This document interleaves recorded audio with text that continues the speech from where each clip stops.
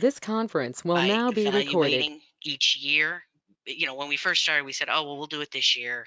Then we'll see how it is for the following year. And then eventually we said, oh, well, when they get to middle school, we might send them. And then we reevaluated then, and it just didn't seem right. And by the time they got to high school, we gave them the option, and both of my boys, who are relatively close in age, said, Mom, we're too busy, we can't go, we have too many other things to do for extracurriculars. And it just fit really well with our lifestyle. It gave us a lot of flexibility, and it worked out really well for our family. Thank you. Tori, can you respond to why what your reasons were for homeschooling? Sure. So my daughter is starting fourth grade this year, and we have homeschooled her since the beginning. So she has never been to school. She didn't go to preschool either, so she's just been home the whole time. And we decided kind of when it got to the point of are we registering her for kindergarten or not, we wanted to really have at least her kindergarten and first grade years kind of continue the way we'd been doing our sort of like preschool activities at home, where it wasn't overly academic. There wasn't any talk of like homework or tests or any sort of stuff like that. It was really open-ended and play-based. And we wanted that to be the environment she was in for her first couple of years. And we kind of, like Deb said, we were like, well, we can reevaluate every year. And if she ever says she really wants to go to school, that's fine. We just, right now we think this is how we want to focus on early learning. So we did that, and it worked out really well. It was a good fit for my daughter and for all of us, and it still is. So we've continued it ever since, and she still says she prefers to be homeschooled. We like that we can choose the curriculums we want, that we can focus on things that are important to us, and that my daughter has a say in what she is interested in learning. That's important to us, that she has some say in what we're going over and what she's doing, and that we can make her learning environment something that's conducive to her focusing the best, her learning the best, whether that's, we'll go out to the backyard and she'll jump on the trampoline, and that's how we practice our math facts, is that she, jumps the answers to the math questions I'm quizzing her on, or she can, hide in her little reading nook and read books there and do her work there. And we can really make her space work for her too, to help her learn the best she can. Thank you. Amy, your reasons for homeschooling. Yeah, so I started working part-time at night in the circulation department of Guilderland when my daughters were about 2 years old and 9 months old. And while I was working there, people were returning books about homeschooling, and honestly, I'd never heard of it before. And I started checking books out about it and started reading, and for about a year or couple of years, I just researched everything about it. It sounded really great. It sounded like something that would work for us, but I still wasn't too sure. And then my daughter, who is now 4, she started asking me what sounds the letters make. A, oh yeah, B, C. And when I said C says, she's like, but Mom, what's the other sound that C makes? I was like, what? Oh, soft C. I forgot about soft C, like science. And I realized that she was ready to learn to read. So I went, here it was. Here is my chance to do this homeschooling thing. So I went and got this book, Teach Your Child to Read in 100 Easy Lessons. We sat down doing that. She hated it, was falling off the chair. She was so bored. It was terrible. I was like, oh, well, I guess I can't homeschool. I guess that won't work. 2 months later, she just started to read on her own. And so the lesson for me was that it's possible with typically developing children that they want to learn. And the best I could do is provide her that, and both of them, the resources and the space, and get out of their way. And they did. And now my oldest has, graduated college, and my youngest is a senior in college, and they're doing just great. Okay, thanks, Amy. Kim, how about you? Hi. So I decided I had never thought that I would homeschool my kids. I always saw my kids just going the route that I went. You go to school, you go to public school, you go to college, you get your degree, do whatever. We did in the beginning with my kids. I have a 2-year, well, when they were babies, we did this something called Play School, which was a co-op of parents, and that was our preschool experience. It really wasn't preschool, it was just getting together and playing with other kids, and that was a really great experience for both of them. We then, when I was supposed to register, I registered my son for kindergarten. We live in the Berlin School District, and when I went to go and put him or bring his supplies to the school, something in my gut said, this is not right. And my husband and I had been talking about it. He was really wanting them to be homeschooled. And I finally realized that for kindergartners, I never liked the idea of sending them to school so that they could sit and be in a classroom 6 hours a day. I wanted to be able to teach both of my boys the way I wanted to, you know, where we focused on play, and we focused on not doing a tremendous amount of academic stuff before they were not ready for it. So we said, all right, well, let's give kindergarten a try. And then we just kept going from there and saying, okay, every year I would reevaluate, and I would say, okay, well, if I'm excited to get my curriculum for the next school year, I think we're still good to go. And then finally, when my younger son was in the 4th grade, he was having just trouble just not wanting to be homeschooled anymore. So I started looking into other schools, and they now go to Parker School in East Greenbush, which is actually a private school. And they're both thriving there because it is more like a homeschool environment where you're, you know, their learning style is not necessarily all just sitting at a desk and doing work. And, you know, there's a lot of research and a lot of academic stuff where they're collaborating with people. But we needed to stop at that point homeschooling. It was a hard decision to make because definitely, you know, I loved homeschooling my kids, but after a while I had to say, okay, I think I'm burnt out and I need to be done too, because I'm not giving them the best education that they could get anymore. So the Homeschool Reasons were really just wanting to make sure that the kids had enough time to be kids as long as possible. We didn't want them to be, you know, feeling the pressures of the school and having homework when you're in kindergarten and, you know, those kinds of things. And so we were able to be as creative as we wanted with our curriculum. We were able to look into the things that they wanted to look into. It was a great experience for the time that we did it. And who knows, we might go back if they decide, you know, we just really don't want to do it anymore, but probably not. They're probably going to go back, you know, continue on with school until they're done with high school. So that was me. Okay, thanks, Kim. So I'm going to ask this question of anyone on the panel. Other than the reasons that you have all collectively stated, are there any other reasons you know of that parents would choose to homeschool? Anyone can answer on the panel. I've definitely seen that people are, for religious reasons around us, you know, wanting to be able to maintain their curriculum and give their focus on the religious aspect of their lives and their beliefs. The other thing I've seen for others is homeschool or wanting to unschool, not wanting to actually, you know, doing unschooling, which is a more child-led learning aspect where they, you know, kind of do what they want to do, and you help them figure out along the way what they're interested in. But that's what I've seen, at least. Thank you. I know a lot of people also do it for special needs. They want to have individualized attention for their kids, and also athletics. If you are very, very involved in certain,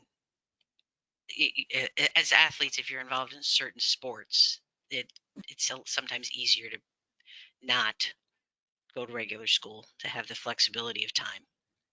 Thank you. Tori? I have some friends who, including among some of these other reasons, but also they want to do a specific education style, like a Waldorf education, but not send the kids to private school. So they do it at home with a certain type of curriculum that they prefer. Or sometimes people do it because they want to be able to travel a lot. And sometimes people call it road schooling. And it's like you basically, you know, you're driving around the country in your RV exploring stuff, and you obviously your kid can't go to a regular school while you're doing that. So you're just learning while you're on the road. Or, you know, various like interpersonal issues, like sometimes it's because of bullying or other things that might be going on in the school environment that you pull your kid out to not have to worry about those things anymore. Thank you. Yeah, and I would just say lastly, with what's going on right now, a lot of families are choosing at the last moment to stay home. Yeah. Oh, and one other thing, there was a kind of a big increase last school year in homeschoolers when the state mandated vaccine exemptions changed, and there were not as many people who could have exemptions from being vaccinated as they did previously. So a lot of people ended up, I think, homeschooling last year because they decided that they didn't want to vaccinate their kids to meet these new the stricter requirements that the state implemented. So they decided to homeschool for that. Yeah. I would add one more, which is that if the parents have a job that requires them to travel, then it's a bit like the road schooling that Tori mentioned, because the parents are traveling, like if they're performers, for example, and doing shows a lot of different places, then that's why they chose to do that with their child, because they couldn't manage regular school and pickups and drop-offs. And also they wanted more time with their child. That was one that I knew. Okay, now back to the individual questions. And Tori, I'm going to start with you. How did you find or determine your curriculum? So when we very first started, like for kindergarten, like I was saying before, and kind of similar to what Kim was saying, like we didn't want it to be overly academic. And that was why we decided to homeschool. So we didn't really have, like we didn't follow a set curriculum when we were doing kindergarten. You know, we did a lot of reading, we did science experiments, we went for nature walks, you know, we just did basic like math facts as we were doing stuff in regular life. But we weren't like picking up curriculum and sitting down and doing school every day, because that was really the whole reason why we homeschooled in the first place, was because we didn't want it to be like that. And since then, we still have never used an all-in-one curriculum that sets out what you're going to do for every subject and you follow that for the whole school year. We're what I guess you would call eclectic homeschoolers, in that we don't follow a particular curriculum or a particular education style for all of the subjects that we're working on. So I've always pulled stuff together from various places. And so now that my daughter's older, you know, we don't, we do use some curriculums for stuff. We use curriculum materials for various subjects, and we have for a few years, but it's not an all-in-one boxed curriculum that is just ready to go for the school year. So we end up changing stuff a lot during the school year. Part of what we really like about homeschooling is that if we start working with one curriculum for whatever subject, and turns out that we don't like it, my daughter doesn't like it, I don't like it, it's not working out for us in whatever way, we just drop it and we find something else. So it's really customizable in that we're not following one boxed set of curriculum materials for a whole school year. So in terms of finding them, I have, you know, I always ask friends who are homeschoolers, you know, what kind of stuff they've been using. You can also, there are a lot of helpful Facebook groups. There's a local homeschooling Facebook group that's really active. And then there are some other, like just open to anybody from anywhere Facebook groups. There's a big one called Secular Eclectic Academic Homeschoolers that for me is nice because we always want secular materials. So that group always is only recommending things that are secular. And, you know, I'll just post something like, does anyone have recommendations for a second grade hands-on science curriculum that's secular? And then, you know, people will post all sorts of comments of things they've used or heard of. And then you start Googling things and you look up the various curriculums and evaluate them based on like, do I think it's going to work for my daughter and how she likes to learn? Do I think it's going to work for me in terms of how much prep time is involved in the lessons? Because obviously I do work. So I'm not home with her all day, every day. And things that are really involved in terms of parent prep time are not necessarily going to work for me. And then also looking at how expensive is it, because I don't necessarily want to spend hundreds of dollars on a curriculum when, like I said, we might scrap it and try something else if we decide it doesn't work for us. So if you can get like free samples of things, I'll do that, you know, try their little trials, or if it's an online program, sign up for a trial period and see how things work. I'll also, if there's something that goes along with it in the library that I can check out to look through it, I will totally request that and look through the library thing to try to figure out if it looks like it's going to work for us. And then I will, you know, and then we'll just try it. And if it doesn't work out, we try something else until we find something that works for us. Okay, thanks, Tori. Amy, go to you next. Well, I think Tori covered everything. That's she got it. And since she is currently homeschooling, she has the best resources for the way people currently look for information. Like there's a Capital Region Homeschoolers Facebook page. I think, Tori, you're a part of that or have been on that. That didn't exist when I was homeschooling. That wasn't how we got our information. So we had listservs, and a lot of it was word of mouth. We would, and you would do your research, and then you would go down the rabbit hole researching every different type of curriculum you were looking for. We were a part of 2 co-ops. One was more supplemental, I considered it. It was, they both met once a week. The more fun one was where we did yoga and cooking and things like that. They didn't have homework for that, but then we were also a part of a more academic homeschool group that we used something along the line of The Well-Trained Mind by Susan Wise Bauer. And what she teaches in there, it's The Well-Trained Mind is a guide to classical education at home. And what that looks at is the Trivium. So it considers children learning, you actually teach the same material in 4 years, and then you start over again, and then you start over again. So the Trivium says that when they are in elementary school, the grammar stage is when they're building blocks of information. And so you go through history at the grammar stage where they're just kind of memorizing information. And then you get to middle school, the logic stage, where they begin to think more analytically about the material. And then in high school, you go back over the material again, and you're at the rhetoric stage, where they learn to write and speak more forcefully and originally about the information. So we followed that with our more academic group, with our history, but then they also had English and science, and we used Joy Hakim's The Story of Science books for those, and she also has workbooks. So I was always reading a ton of things. Like there are a lot of resources. I looked them up. They're available in Overdrive right now, and some are in Encore. One of the early ones I read was And the Skylark Sings with Me, Adventures in Homeschooling and Community-Based Education. That just painted such a lovely picture of a family learning together very organically.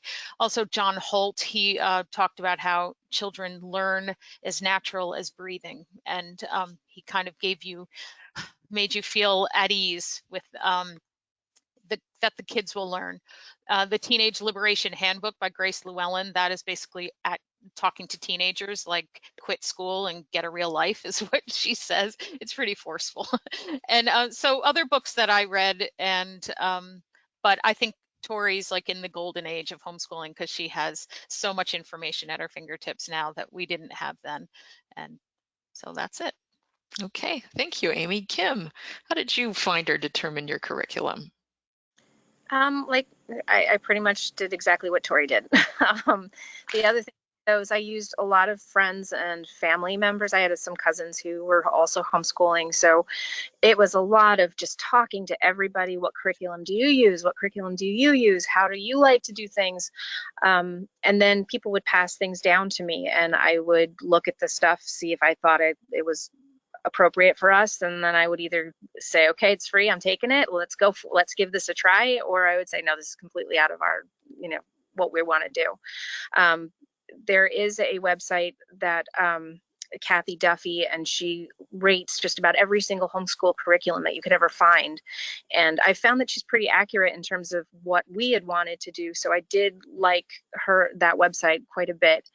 And, in the beginning, we were very much like Tori. I did not want to have my kids sitting down and, doing worksheet after worksheet after worksheet. We were playing a lot. We did a lot of, but one of my favorite curriculums for the kids at that age was something called,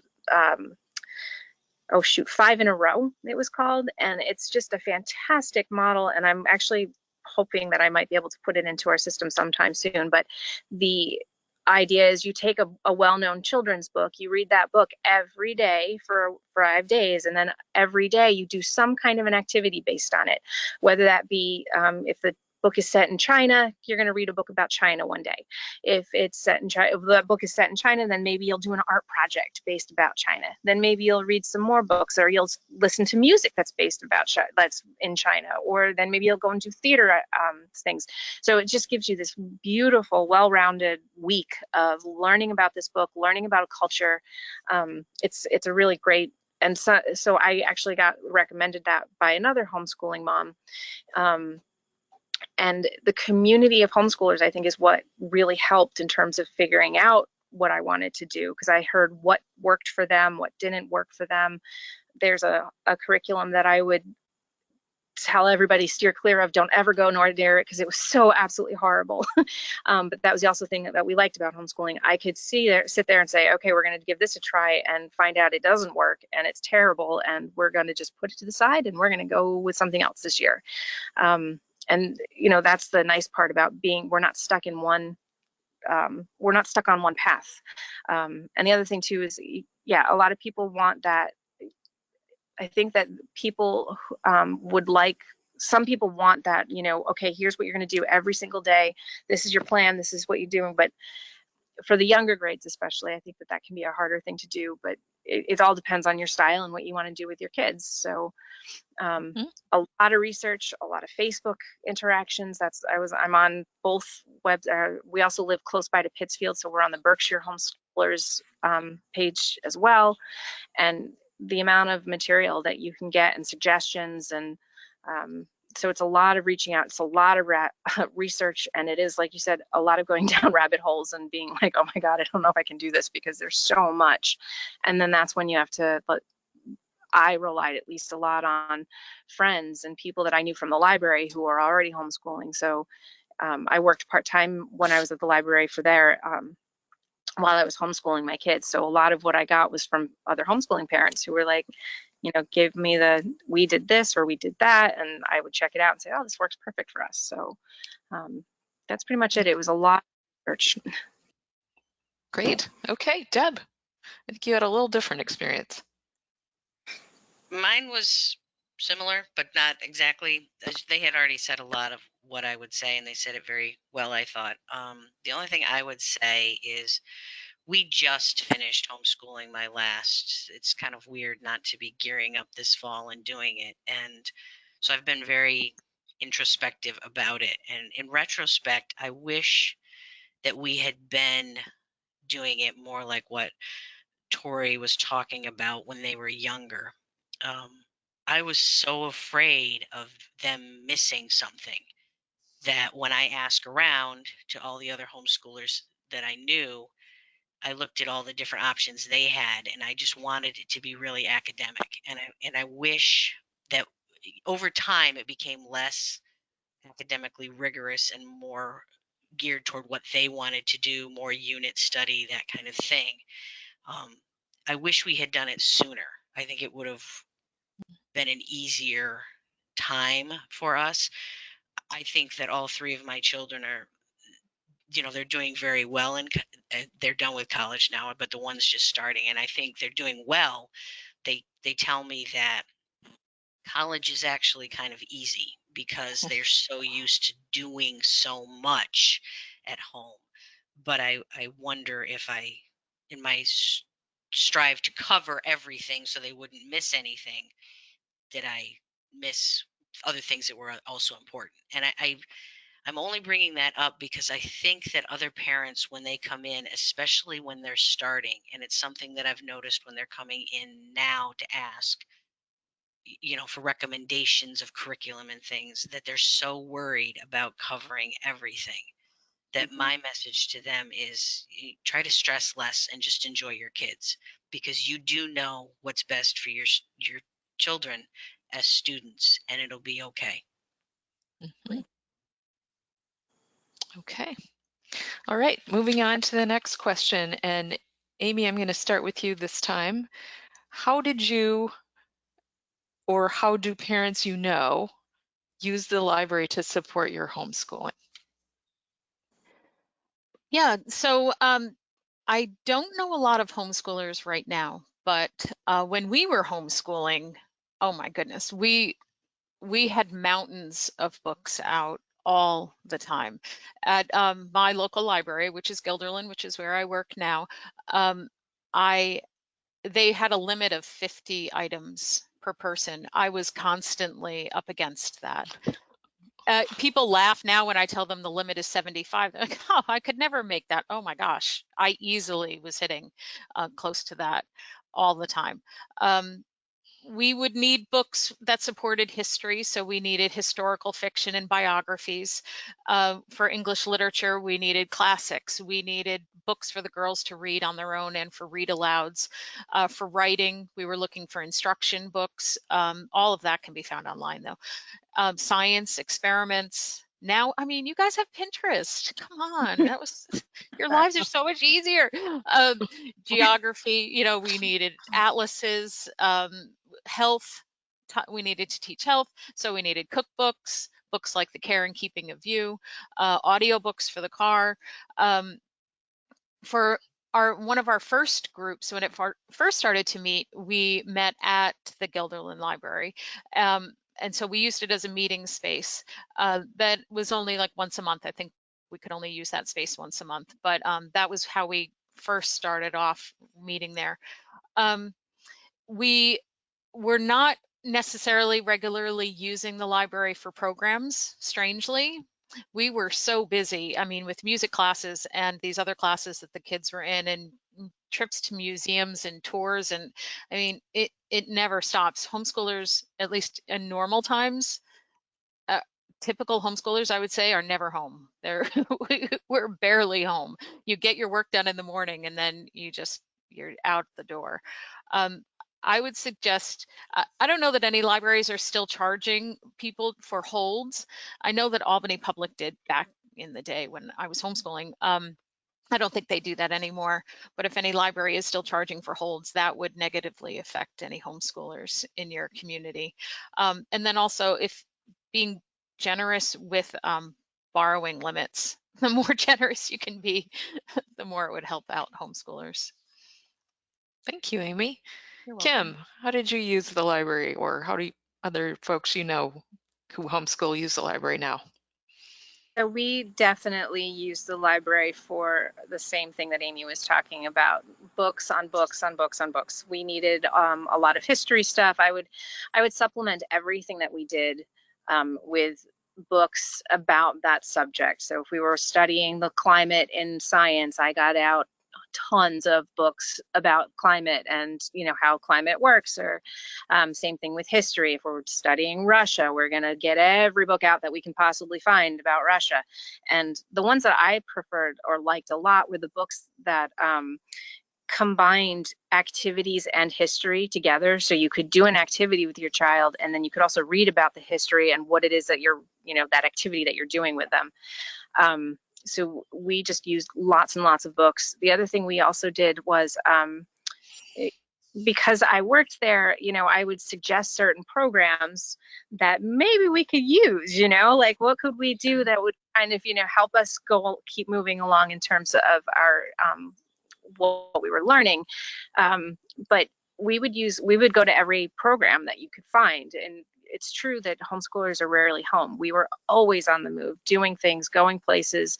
You know, we would do our work, but we would also go. And honestly, the things my kids love the most and can't wait to do again is the library expedition.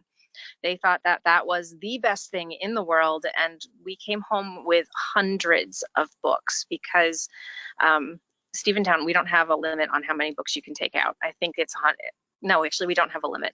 Some places, you know, we do, but that actually helped us a tremendous amount too, is to not have a limit on how many books, because I would take books out, read through them, figure out what worked for us best, and then, you know, we would use what we needed. So if you have to limit how many books you have, you might find out of 10 books that you're taking out, you might find only 1 or 2 that are going to work for you. So in order for you to really figure out your curriculum and what you need to teach, it's really important to be able to look at everything that you can possibly find, because that's how, and at least that's how I did it, is you want to look at everything. What's going to work for my kid? What are they going to understand? What's at their reading level? What's not at their reading level? So that's part of it too. And then the social interaction, you know, we didn't have a specific day when we would get together at the library per se, but that's where we met all of our friends, all of the people that we are close with and the people who we get together with socially, we met at the library. So the library has just been an incredibly important part of my kids' development. They're there all the time. It's like a second home to them, especially now that I'm the director there, that, you know, we went there I became the director when they were during the last year that we did homeschooling. And it was, we would do hands-on stuff in the morning, and then we would go straight from hands-on stuff in the morning, and then they would do their written work or independent work in the afternoon. Then we would go to our gymnastics practices and music classes and all the other things. But we were at the library so much that they were able to then also, I was able to teach them how to find the information that they needed, which was great. So, it was a good spot for them to be able to, one, get out of the house to do their work, but also learn how to be able to work when you've got other things going on. How are you going to, you have an essay to write and there's people around. Can you learn how to focus a little bit more, or can you sit down and do this stuff? And it was a struggle. I'm not going to say it was perfect, but it was definitely a struggle. But the library was huge for us in terms of homeschooling, and it's still the place that they love to come. It is a second home, but the resources that we had available to us because of Upper Hudson was just huge.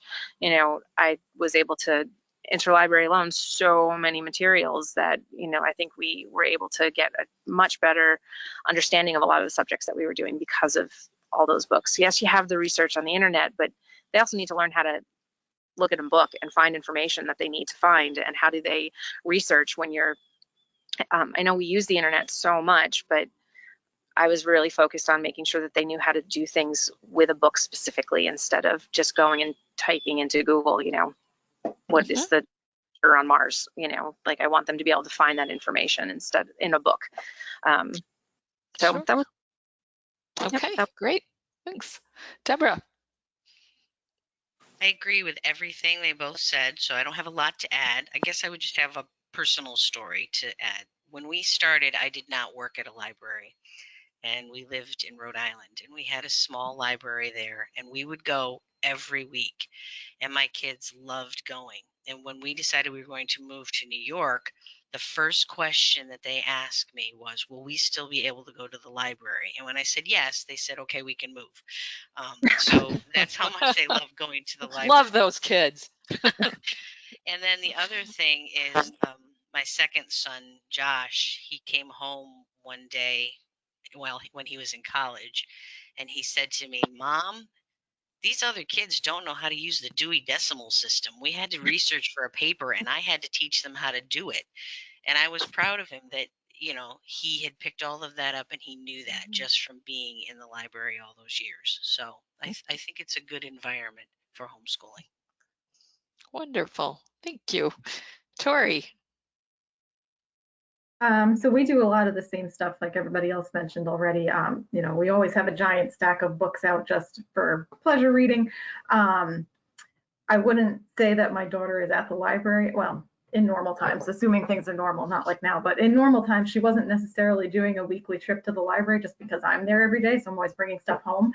But all of our homeschool friends do at least a weekly trip to the library, if not more frequently, and stock up on books, both just to read for fun and for stuff that they're using for school stuff.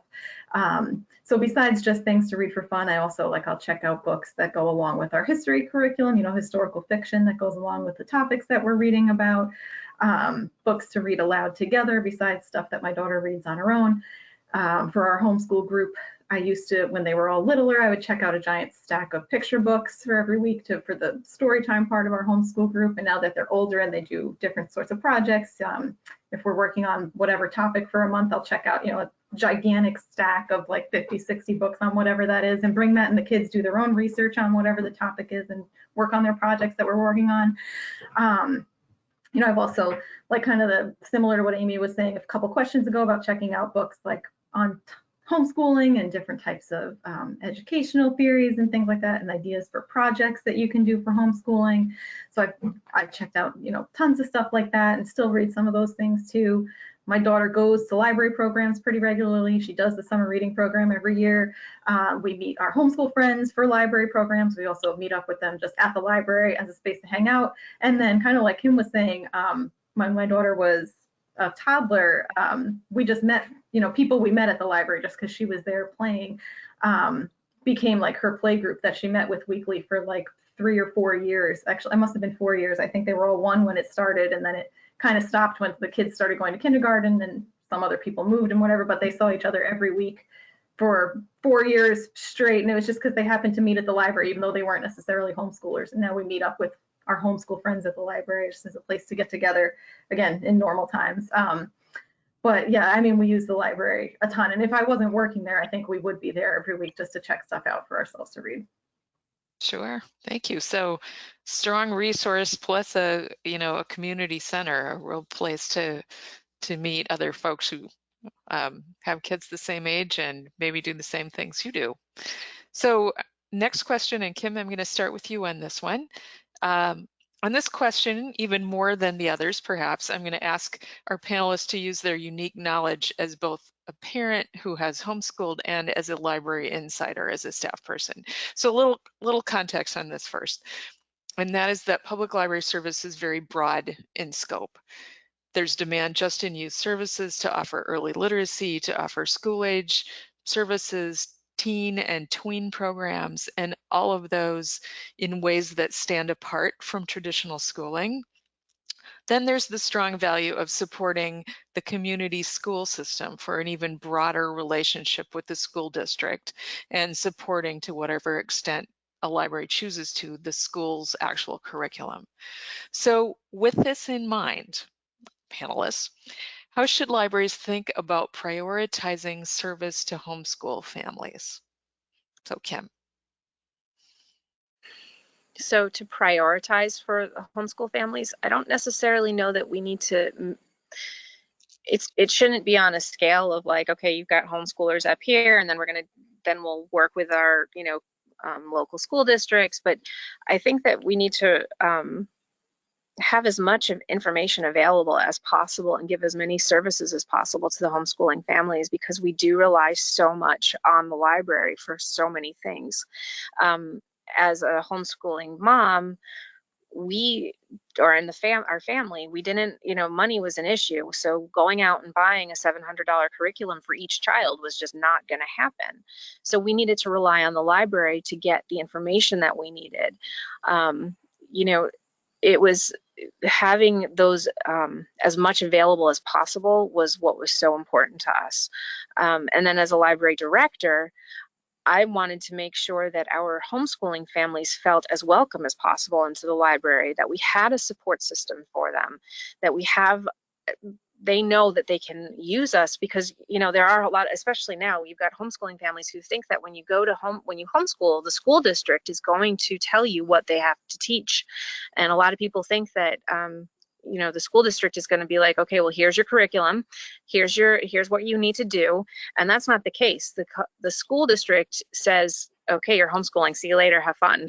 They don't want to have anything to do with the homeschoolers except to make sure that they are doing the work that they're doing, or that they're keeping their kids on track. So we needed a support system somewhere, and the library is where we got that support. So if we didn't have the library, I think it would have been a lot harder to homeschool. So I think libraries need to make sure that we prioritize in terms of keeping as many services and being as open and as flexible as we possibly can to give homeschoolers the chance to do other things. Maybe it means we also run some homeschooling programs just for homeschoolers. But the other thing too is that homeschoolers in the community, sometimes they're like, well, especially where we're in Stephentown, which is a very small community. There's not a lot of homeschoolers. I mean, there's a lot of homeschoolers, but it's hard to get everybody together because we all live so far away from each other. Local people might be 20-minute drive, so to have us all have time when we can get together in one local place is really, really important too. So I just think that making sure that we're not forgetting that there's homeschoolers out there, and that the homeschoolers need support just as much as the school districts do, and early reading and all of the other stuff, that it's definitely something not to be forgotten, that there's a lot of us out there. And the other thing too is that now that with COVID and all that, you do have a lot of people who are choosing to homeschool because of this, and they do not necessarily want to homeschool.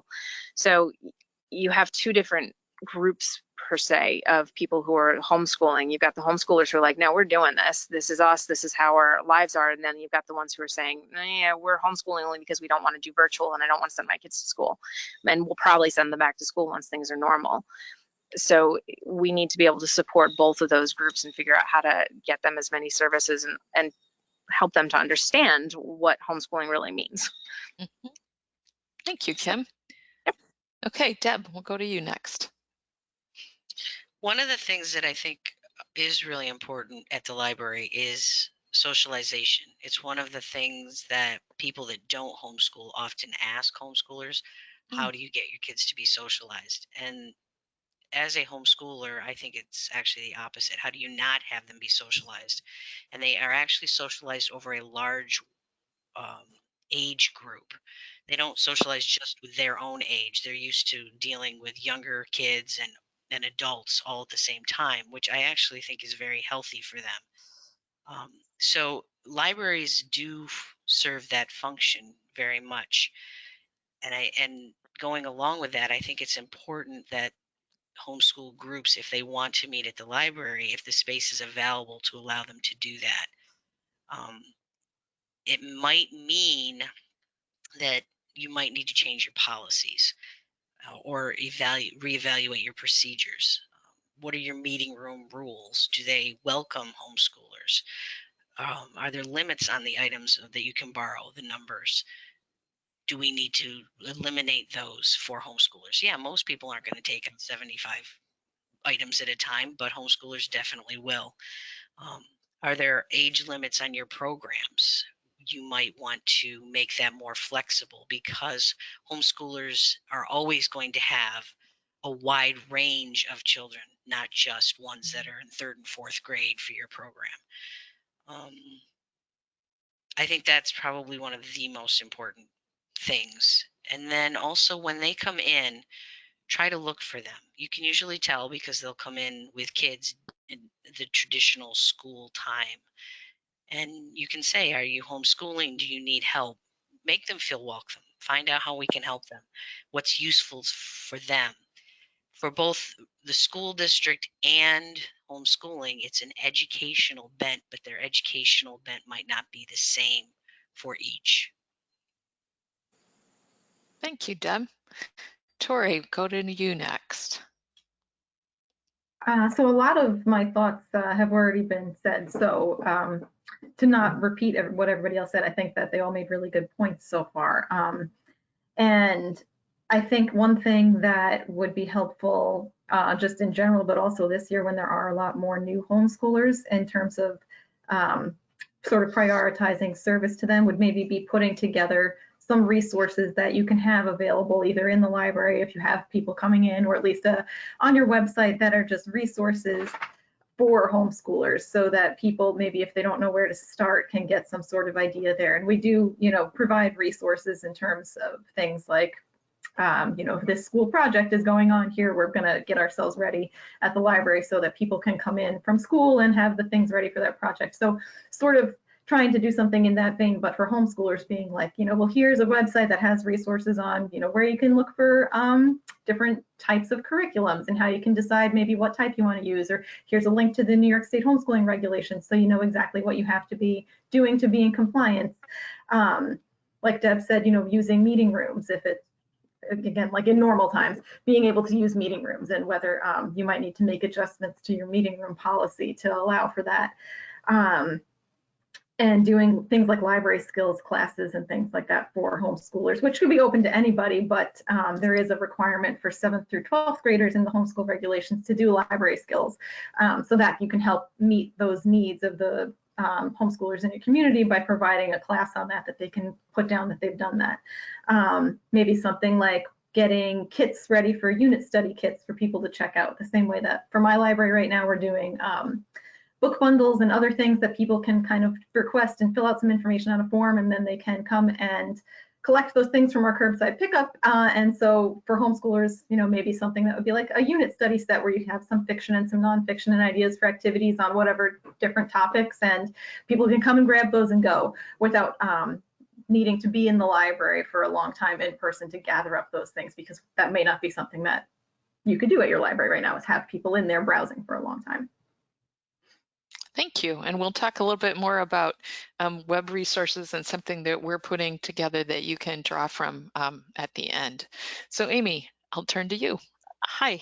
So yeah, everybody is saying a lot of the same ideas that I had here as well, thinking about connecting to homeschoolers and offering programs during school hours during normal times would be nice. That you don't say that it's only for homeschoolers, it just happens to go on during school hours. So you're going to get more homeschoolers. And of course, having a wide age range is helpful because of what they had said about siblings often being in tow.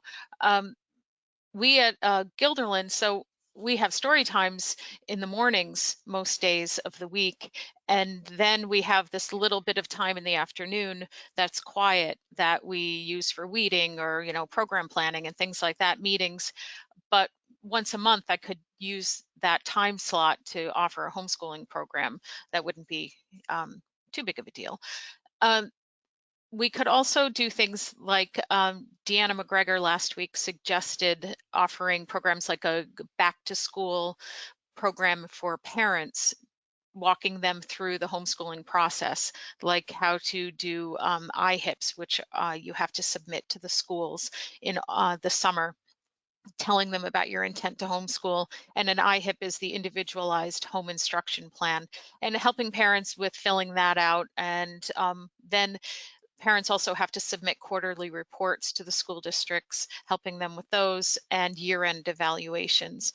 So similar to how we do programs for parents and for kids who are applying to college, we could kind of do that for homeschooling parents. And I wanted to just piggyback on something Deb said about the socialization. It's true what they say about how homeschoolers are, it's sort of a one-room classroom there with all different aged kids, and they're in our homeschooling world, my kids called all the adults by their first name. That was just the way it was. And what that familiarity allowed them was when they got to college. Now, I wanted to just back up and say that I homeschooled my children until high school. They went to Emma Willard for high school, and then they went to college after that. So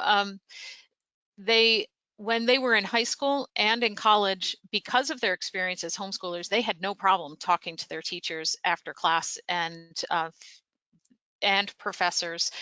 It's just common sense to them. If I have a question, I'm going to go to my professor's office hours, or I'm going to talk with them after class. And I think that came from their being familiar with that approach in homeschooling, which a lot of their traditionally schooled peers struggled with that and would have a hard time going to talk to professors. So those are the ideas. And I know our next question is going to talk more about more concrete ideas of things that we can do. Okay, thank you, Amy. And next question, and Deb, I'm going to start with you on this one. And this is actually a three-part question. So using your unique knowledge as a parent who homeschooled and a library insider, what, in your view, is the minimum libraries should do to serve homeschool families? What is the ideal, so the other end of the spectrum? And what have you found to be realistic in the library that you work at? So the minimum would be that you provide books and the ability to research.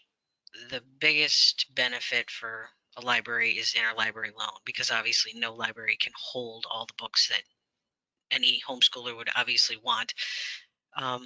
The ideal is that you were able to provide full curriculums of many different varieties. The thing that would be ideal for me that I would love to do would be to have databases more than just the basic ones that we already have. When I was in library school, one of the things that I loved was the ability to access the academic databases that are there, and I wish we could afford to offer more of those because they are so expensive. But it would definitely facilitate research for these students. It would also be ideal to have group meeting space with programming geared toward their interests, parent support meetings, Chromebooks and hotspots to lend out so that they could use those at home when they need to.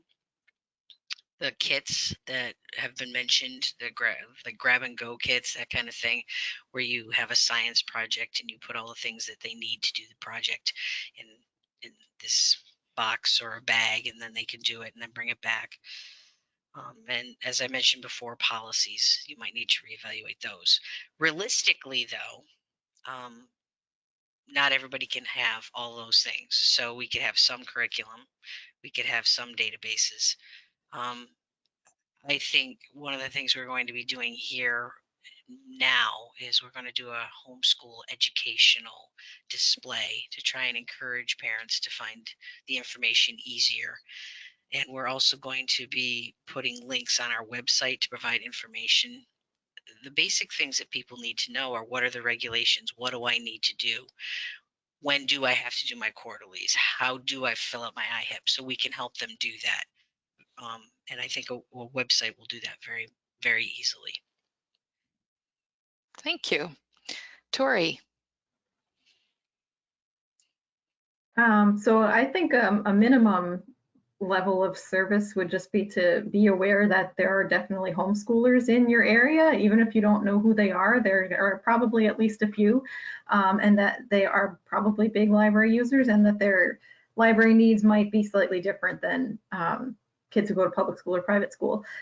Just to, sometimes I think people don't even think about it because maybe there are not that many homeschoolers, or it's just not something that's on your radar. So just being aware that they're probably there and they're probably big library users would be kind of a minimum.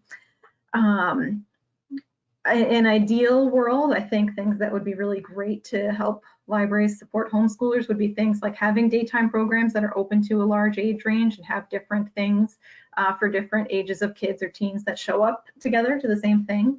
Having library skills workshops, especially for the older grades when that is one of their requirements. Having reservable meeting rooms that are workable for homeschoolers, like Deb was mentioning about policies.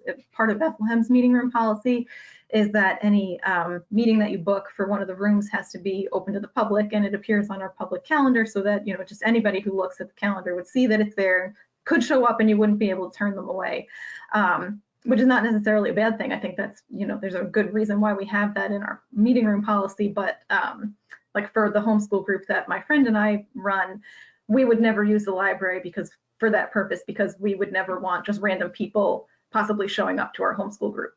So that would never be a workable space for us to meet in for our group. So, possibly seeing if there's a way you could work out some of your meeting spaces for homeschool groups to be able to use them. Also having things like unit study kits for checkout, where you have a particular topic and you have materials for fiction, for nonfiction, for activities, for all sorts of things you can do to work on things for that unit study. Having curriculum texts in the library collection so parents can preview them and check them out and use them. I think creating a homeschool resources page on your website that would include links to the state regulations, having parent guides to choosing curriculums, and lots of materials in your collection, even though they may not circulate quite as much as other materials in your collection. As far as realistic things that I think that we could do at my library, right now, while we're very limited in terms of being open and programming and things like that, we could definitely create a homeschool resources page for the website and put a lot of information on there.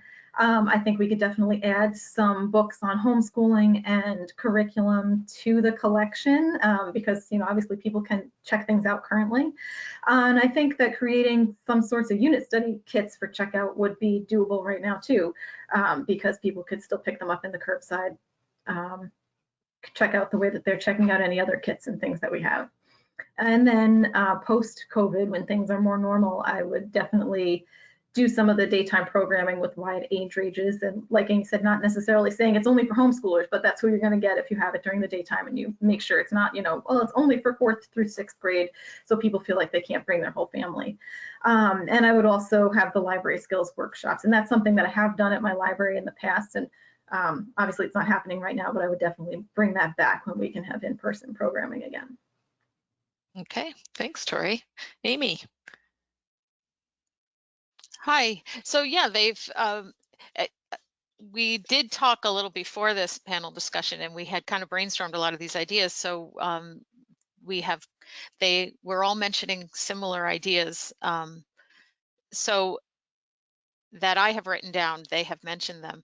So other things might be, Tori mentioned virtual or at-home unit studies and kits that people could pick up, but also creating virtual ones where we have on our website, we have preschool storytime kits and toddler storytime kits, which direct people to either Hoopla or Overdrive or Scholastic Bookflix, which is something we just got.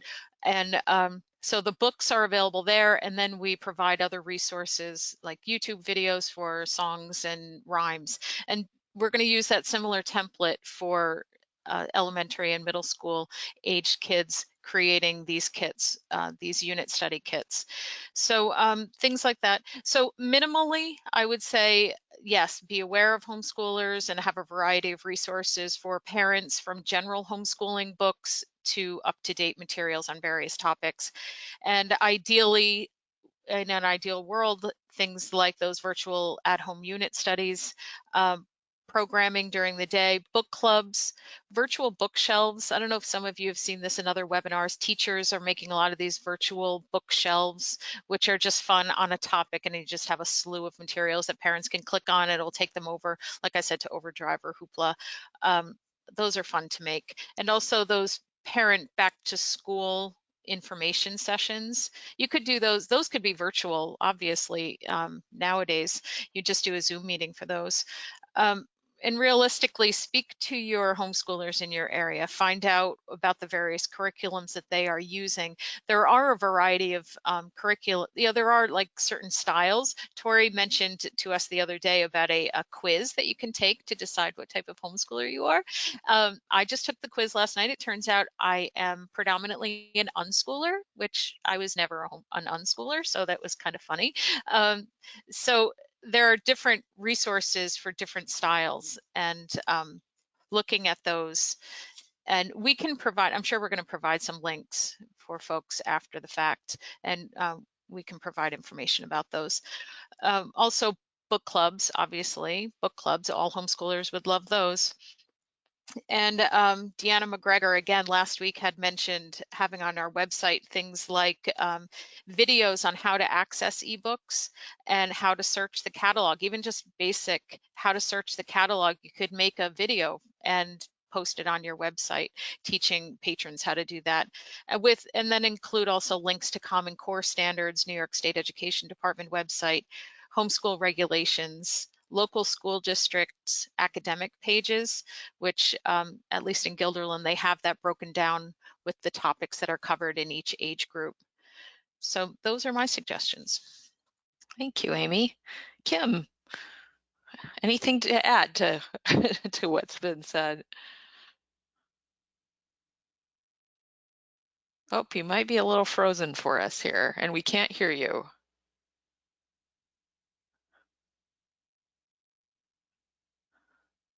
Uh-oh, still frozen?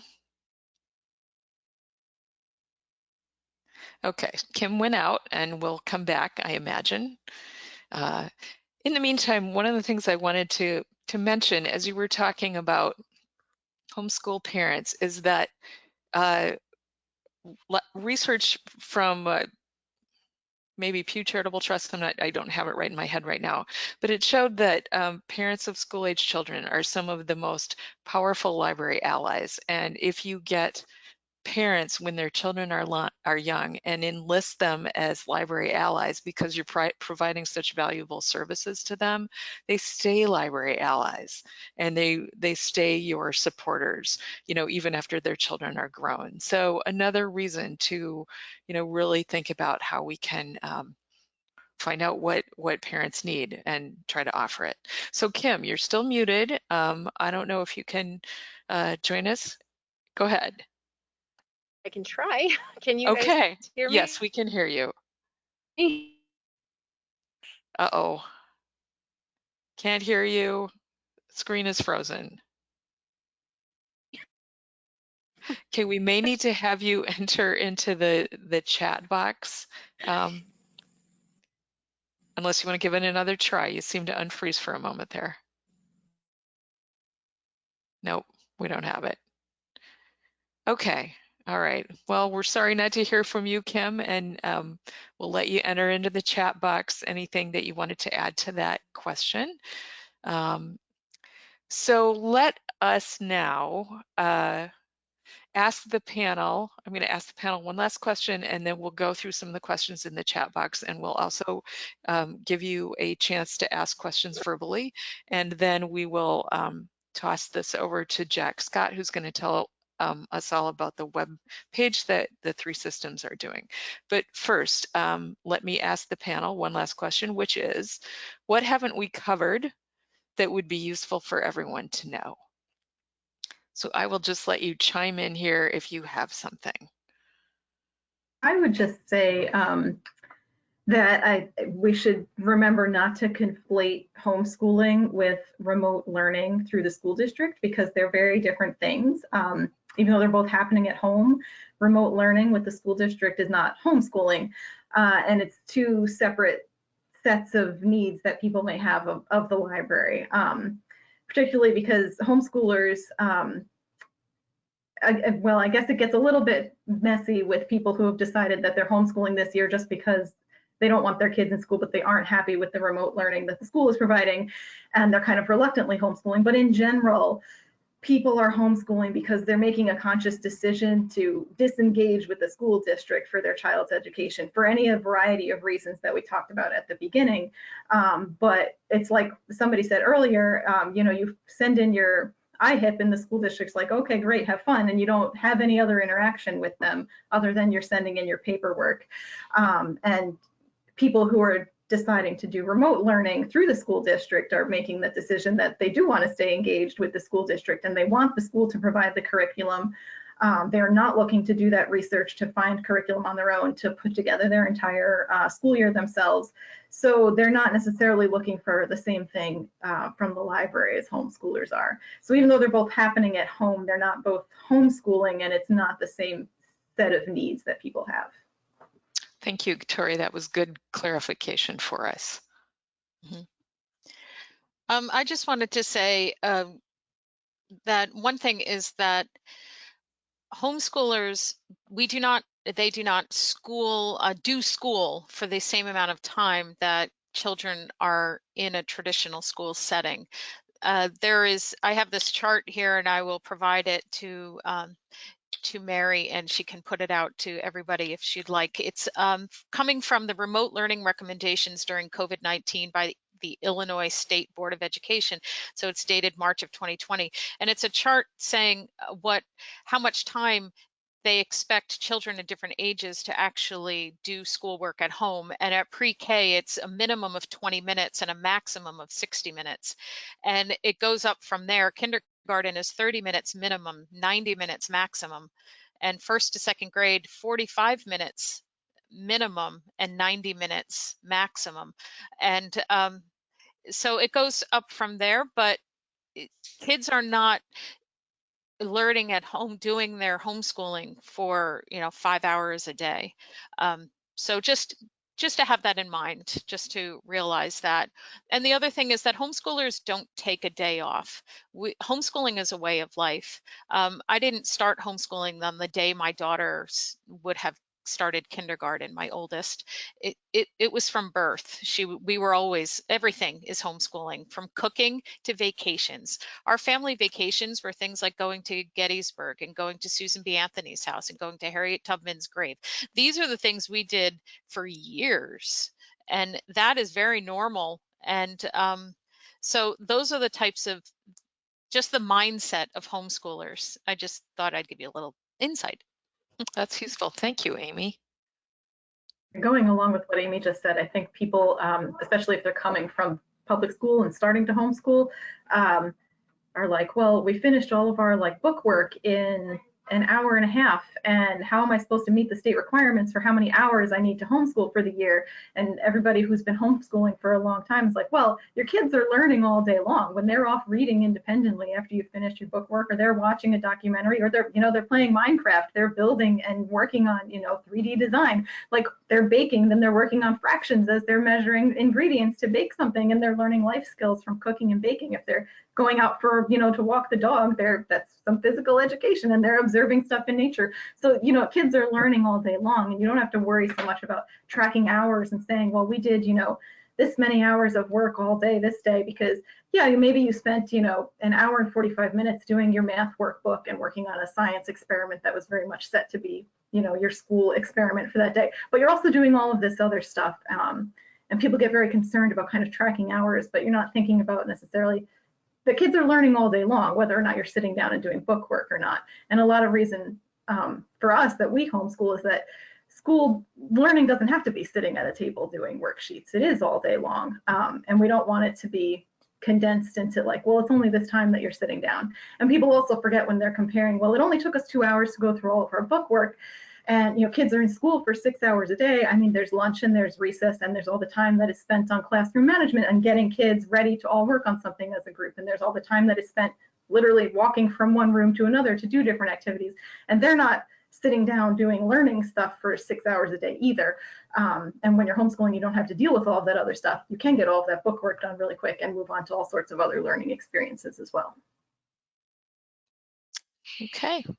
I also think the most basic thing that a parent can teach their child, the most important thing, is that they read.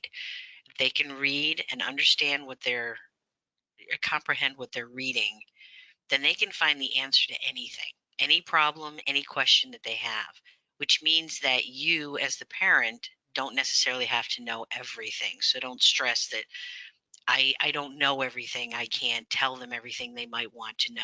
It can be found out because you have the key ingredient that you need, which is to be able to read. And I think that's true as a librarian when you're giving assistance too. Even if they're asking questions that you don't know the answers to, you can find the answers and you can help them find the answers. And that's part of their learning experience as well. Thank you. I really liked those last additions to what we've learned today. So let's go to the questions.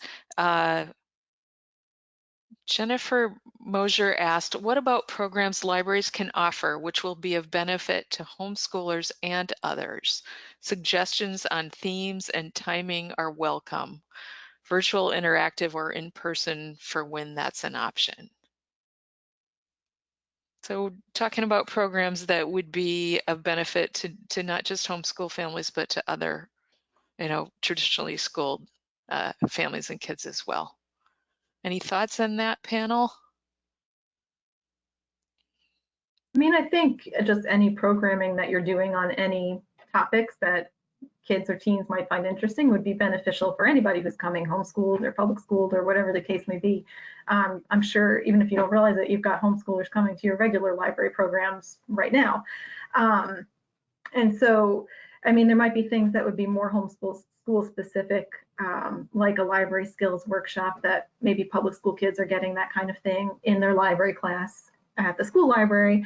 But if you just did, you know, like a STEM program, you'll get anybody who's interested in that, and that would be, you know, homeschoolers, public schoolers, anybody, or an art class or whatever, or, you know, whatever kind of program you're offering. It would certainly be of interest to everybody. Good, thank you. I'm sorry, Amy? I was just going to say also book discussions, of course, virtual book discussions. Anybody can participate with those.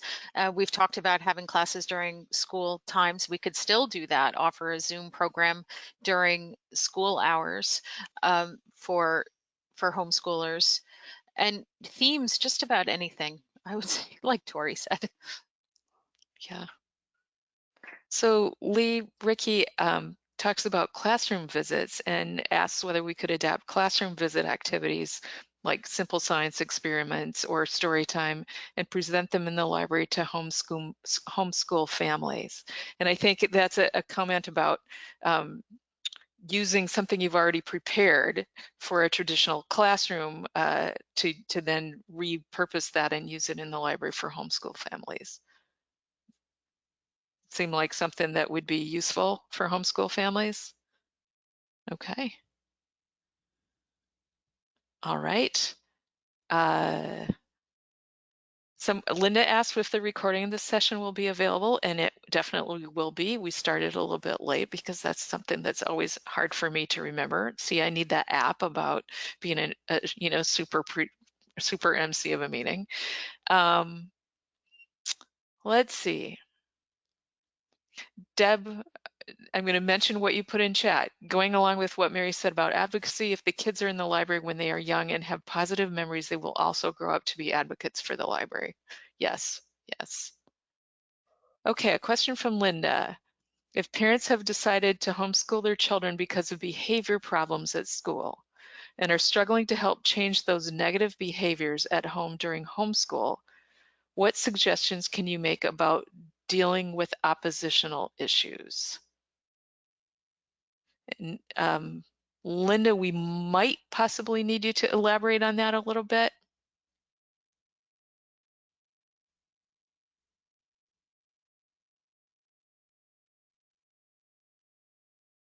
And I think she's adding some information maybe in chat, or if you want to unmute yourself and talk, feel free to do that also.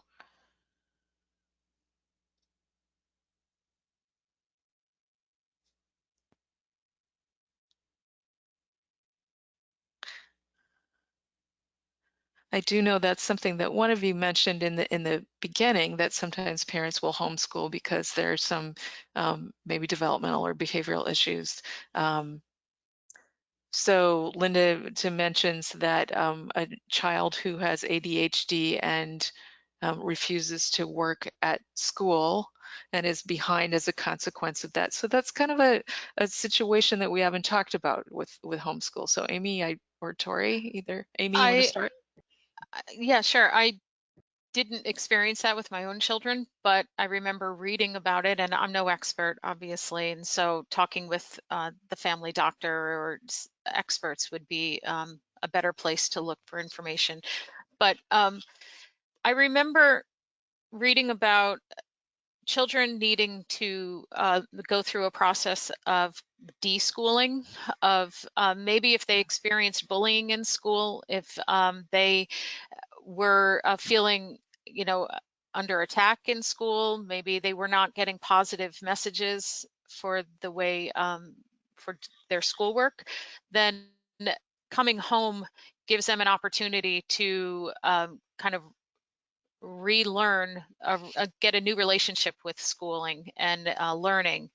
And it can, I can imagine it feels like forever, but people would say you need to give children a few months of being home and just not having anything expected of them, strangely enough, but allowing them to chill and kind of start to grow and improve over time. I don't know if others would have other advice, but maybe looking into this concept of deschooling.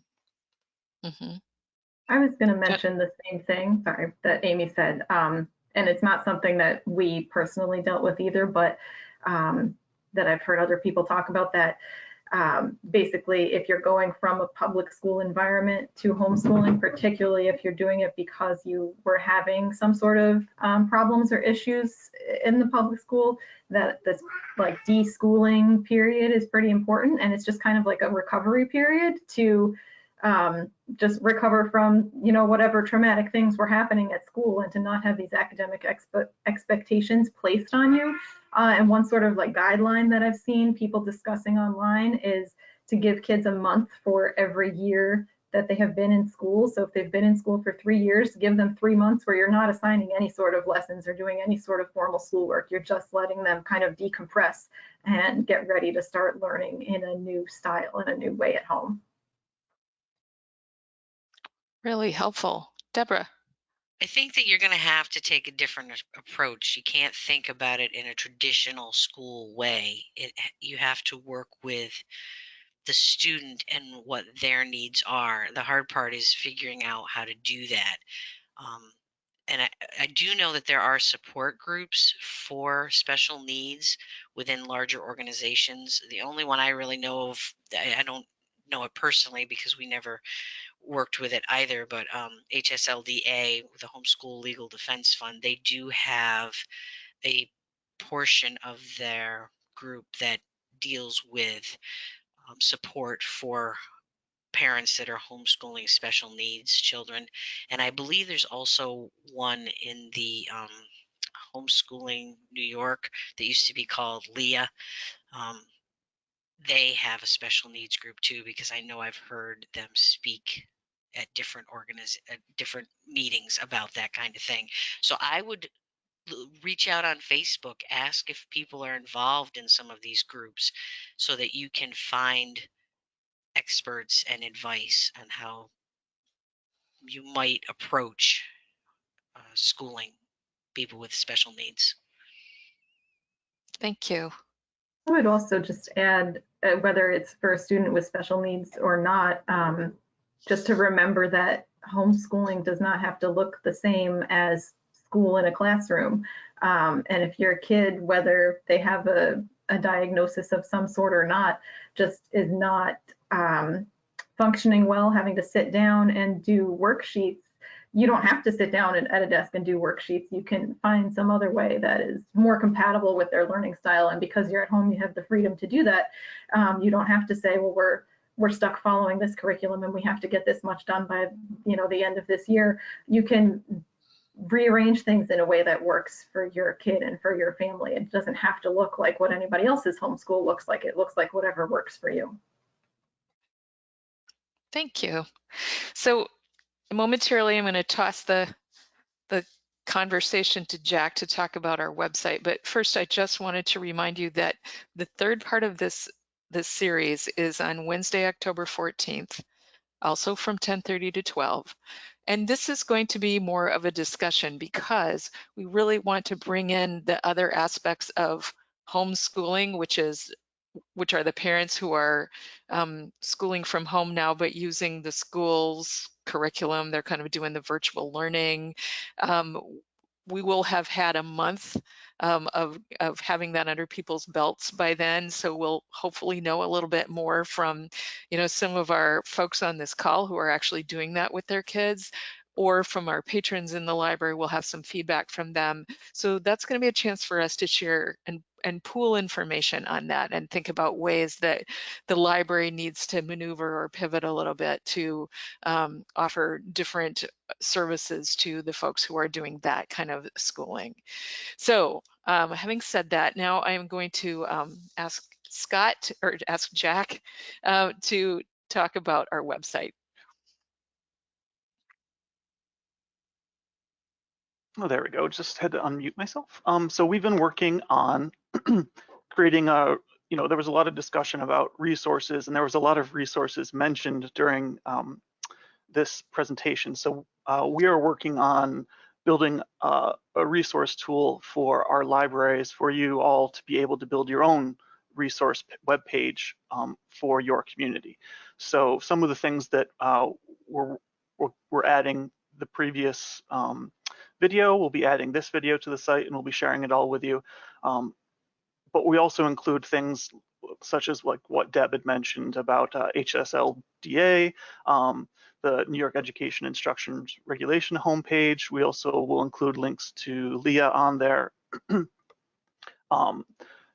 We're including sort of community resources, Facebook groups, and so the idea is you could come to our site, get the information you need for your community, and build your own site for your community. We're also sort of trying to highlight library resources. So we'd be happy to help you create a book carousel of homeschool resources in your system. We're also working on building the same sort of book carousel using Overdrive materials. So there would be a carousel of homeschooling materials. You could also do sort of, there was some really great ideas about sort of creating virtual units. This would be a way you could create a virtual unit for a certain subject. And actually the plugin for WordPress we're using is that links to Overdrive is built by the Guilderland Public Library. So thank you for that. There are also, so I think Mike asked about free resources, and one of the resources that we do, one of the few databases that SALS provides, I don't know about for Hudson, but it's, we only really provide the New York State Gale, but that would be something that you could include on your library resources page. And we're including that. And then the big part is sort of teaching you how to go through this and what materials to add to your website. but please understand our website is currently a work in progress, and I have pages of notes from just today's meeting that hopefully I'll be adding very soon. So we'll be sharing this link with you. It is hhvlr.sales.edu, and that is our home, hybrid, and virtual learning resource. So the website itself is homeschool heavily focused at the moment, but we also want to include materials for hybrid learners and virtual learners only. If you have any questions, I'd be happy to see what I can do. And just to mention that we'll have links to these on the Upper Hudson page and the Mohawk Valley page as well. It's living on the SALS page, but we'll have a presence on our systems page too. I'll put the link in the chat, sure. We will be sending it out with the rest of the information as well too. Amy. Mary, I should say that John Lorang at Guilderland is the one in our IT department who created that carousel. So yay for John. I also wanted to say that another resource for high schoolers is something, Hudson Valley has something called a college in high school program, which a lot of homeschooling kids who are in high school attend. Schenectady might have a similar program, but they take college classes. They start taking college classes, maybe an English class or a history class, and then they take other classes through there. Someone in the chat had asked about math resources, and my girls used Singapore math up until they went to high school, but a lot of homeschoolers might use that. I'm sure Tori and Deb and Kim used something else or something similar, but Hudson Valley is a good resource for high school classes for any parents who are struggling with different topics. Great, and Deb says ACC does it too, which would be the Adirondack Community College, I'm guessing. Yeah, okay. Yes. Okay, good. Any last questions? Or panelists, any last wisdom to share? I did have a question, Mary. Okay, sure. One of the things that was mentioned was, how libraries can adjust their policies to be more homeschool friendly. And some of the things that were mentioned were increasing, limit rates and opening the public rooms and creating different policies for that. But one of the things that was mentioned a lot of the time was how many materials homeschoolers borrow. And I just wondered if there was any competition with between homeschool families. If everyone's borrowing 75 books and you've got your public school teachers also borrowing like 50 odd picture books, does that ever occur? Is that something we should be thinking about? I would say not necessarily, because one of the things for us, at least, that's nice about homeschooling is we're not necessarily doing the same thing that public school is doing at any given time. So we're not necessarily looking for the same exact topics at the same time as they're looking for them, because we're following our own curriculums and our own plans of study. And we might be the only ones looking for 50 books on Paraguay, on whatever, like at the time that I'm looking for this book. And as far as other things, I haven't ever heard any homeschoolers I know mention that as an issue. I think we are all definitely taking out tons and tons of books, but we're all studying such diverse things and taking out books just for pleasure reading that it's not an issue that I've ever run into or had a friend or someone I know of mention as an issue, just because there's such a wide variety of things going on at any given time. Thank you. Anyone else? All right, well, look for the recording of this session. I want to thank all of our panelists. I do thank all of our panelists, Deb Flint, Tori Russo, Amy McCarthy, and Kim Ropolo, who had to go. Thank you so much, all of you, for the wisdom that you shared and the practical information for all of us working in libraries and trying to serve our communities. Was just super valuable today. So thank you for your time and for your effort in doing this. And everyone, I hope to see you on October 14th from 10:30 to 12. We will send you the link to this session, and we'll also send you more information for what to think about for that October 14th session so that we can have a good, robust discussion then and pool our learning about what's happening with the folks who are doing virtual schooling or schooling their students at home because of COVID. So with that, thanks again for coming and have a good rest of September.